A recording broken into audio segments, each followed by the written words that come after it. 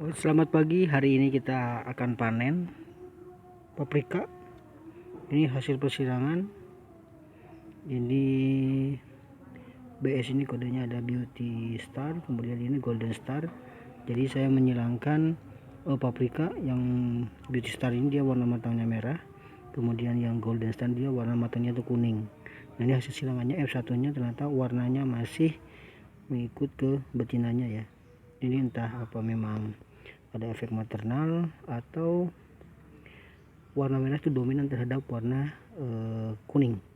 Jadi sekarang kita akan panen karena buahnya lumayan cukup banyak. Ada berapa nih, ada 1 2 3 4 5, takutnya busuk. Jadi sekarang kita panen dulu.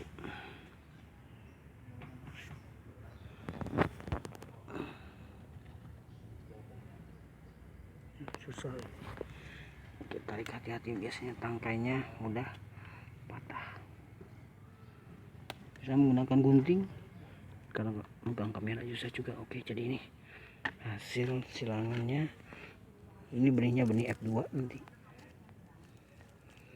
Nanti kita akan coba seleksi di generasi F2 nya. Mudah-mudahan ada kombinasi warna yang kuning ya F2 ini ya, namanya juga bermain peluang. Oke, telepon yang sebelah sana. Oke, saja kita panen lagi. Ini tangkainya lumayan. Ini kalau megang kamera agak susah panen ya. Jadi patah ini.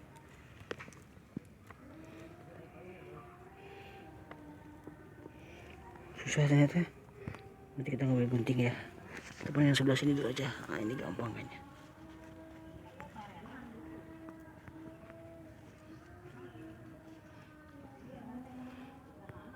Oke, susah juga, jadi kameranya saya taruh coba.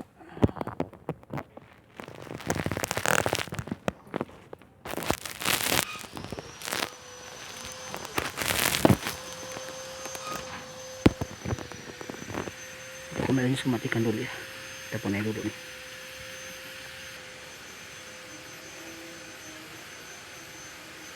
Oke, ini sudah berhasil dipanen. Ternyata memang susah karena tidak menggunakan alat, pakai tangan saja sampai seperti ini.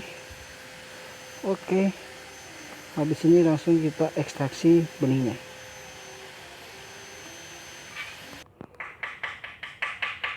Oke, ini cabenya, paprikanya sudah saya panen, kemudian nanti kita ekstraksi.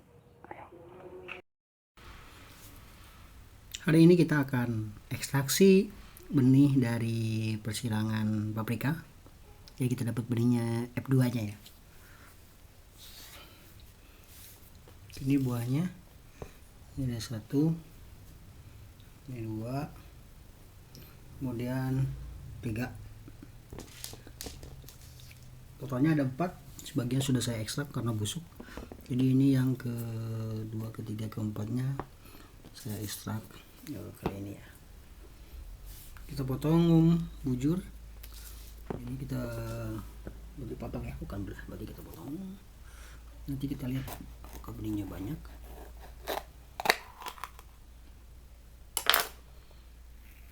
Oke, lihat benihnya. Ada yang abortus, ini yang agak hitam-hitam seperti ini. Ini yang hitam-hitam seperti ini. Sepertinya tidak akan bagus benihnya. Kelihatan gak sih? Oke, kita ekstrak saja. Kita pilih yang bagus-bagusnya.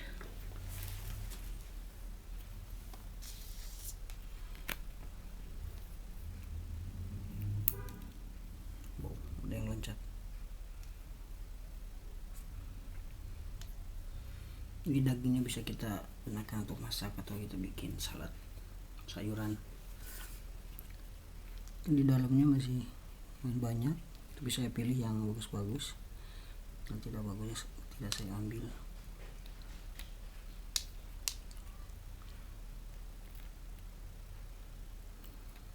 Bisa menggunakan pinset atau langsung juga pakai tangan, tidak apa-apa. Tapi kali ini saya akan memilih yang bagus, bisa pakai pinset saja. Jadi yang kurang bagusnya saya tidak bawa, benihnya. Ini nah selanjutnya setelah benih ini kita peroleh, ini kan generasi F2, jadi ini merupakan populasi yang keragamannya maksimal. Jadi di F2 ini kita bisa menyeleksi untuk nanti lanjutannya kira-kira galur-galur mana aja yang akan kita lanjutkan sampai generasi selanjutnya. Ini masih F2, nah biasanya untuk memurnikan kita lakukan seleksi sampai generasi ke-6 atau F6 dengan asumsi nanam cabai itu sekitar 6 bulan. Berarti kalau ini generasi kedua, jadi 5 generasi lagi, 5 kali 6 bulan berarti 30 bulanan, sekitar 2,5 tahun lagi baru nanti kita akan lihat performa yang bagus yang mana saja yang kita nanti seleksi dari F2 ini. Selanjutnya nanti kita akan daftarkan ke Kementan.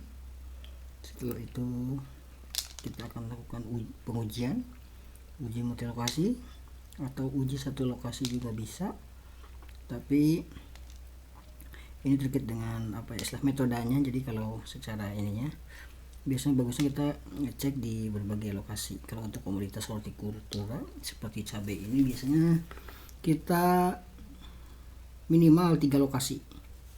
Tapi biasanya kalau untuk cadangan takutnya ada lokasi yang gagal, kita setting biasanya 4 lokasi saja untuk cadangan. Atau kalaupun tidak bisa di berbagai lokasi, kita bisa uji keunggulan istilahnya.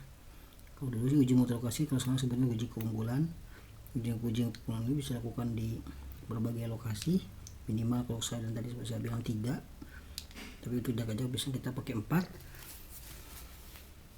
Nah, kemudian bisa juga diuji di satu lokasi, tapi nanti ada pengaruh untuk di metodenya ya, ada ulangannya, ada resiprokalnya. Jadi kalau kita udah belajar metode rancangan percobaan, biasanya untuk hortikultura lebih mudah, hanya satu lokasi tapi ulangan jadi 4. Kalau satu ulangan biasanya kita satu percobaannya, satu ulangan itu minimal standarnya sih harusnya 24 tanaman. Terus nanti kita ambil contoh, tanaman contohnya 10, nah itu yang 10 itu kita yang amati. Kemudian nah untuk pelepasan varietas sendiri nanti biasanya akan ada yang disebut dengan uji kebenaran. Kalau uji keunggulan tadi yang uji multilokasi, yang uji kebenaran biasanya kita akan mengecek varietas kita itu apakah sudah sesuai dengan deskripsi yang ada. Nah biasanya mungkin di generasi 5 itu kita sudah mulai mendeskripsikan varietas kita. Biasanya di generasi ke F5 ini, filial 5 ini biasanya sudah seragam. Nah biasanya kalau sudah seragam baru kita mengamati berbagai karakternya. Jadi ada karakter kualitatif maupun kuantitatif. Nah biasanya karakter-karakter apa aja sih yang diperlukan yang kita amati. Nah seiring berjalannya waktu, kayak lagu, aturan kan kemungkinan banyak berubah. Nah biasanya kita coba cek varietas-varietas terbaru, kira-kira karakter-karakter apa saja yang wajib ada dalam suatu deskripsi varietas. Oke, ini buah ketiga. Nah di deskripsi varietas itu kalau zaman dulu mungkin hanya sedikit karakternya, kemudian juga karakternya yaitu karakter kuantitatif ataupun kualitatif. Dulu mungkin hanya beberapa, mungkin nggak terlalu banyak. Kalau sekarang lumayan cukup banyak karakter kualitatif dan kuantitatifnya. Oke,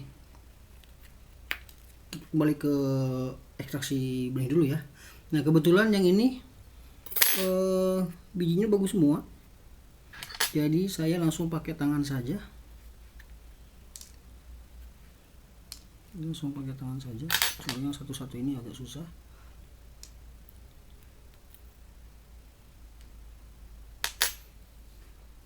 Oke, ini saya pakai tangan aja nih, kerok. Ini lebih mudah, toh nggak pedas juga ini. Ini bagus nih. Mudah-mudahan dari persilangan ini kita ke cabai lagi ya, ke cabai ini. Ke persilangan ini harapannya nanti kan muncul warna kuning di generasi F2 nya. Sepertinya warna merah ini dominan ya. Itu mungkin ada efek maternal. Saya tidak mencoba resiproknya. Ini silangan antara merah dengan kuning. Jadi merah kuning, nah biasanya penyebutan pertama itu dia ada sebagai betina.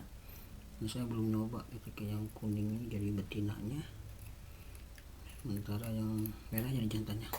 Kemarin pernah nyoba persilangan tapi sepertinya gagal, tidak ada yang jadi buah, hanya persilangan yang jadi buah. Kalau saya cek yang GS ini, yang Golden Star ini, dia benihnya tanamannya dia cocok jadi jantan. Kemarin disilangkan dengan cabai rawit, dia mau mau apa ya ini, mau terjadi polinasi jadi buah gitu. Sekarang generasi F1 nya ada, nanti kita akan panen juga. Oke, tadi yang untuk terkait dengan pelepasan varietas tadi yang seperti saya sampaikan, biasanya ketika varietas ada dua, ada uji keunggulan, uji kebenaran. Nah, uji keunggulan itu biasanya kita lakukan di berbagai lokasi. Untuk sayuran itu minimal 3. Kemudian nanti ada uji keunggulan untuk mengecek apakah sudah benar karakter yang ada pada varietas ini, intinya sudah stabil, tidak berubah-ubah lagi, tidak ada segregasinya lagi.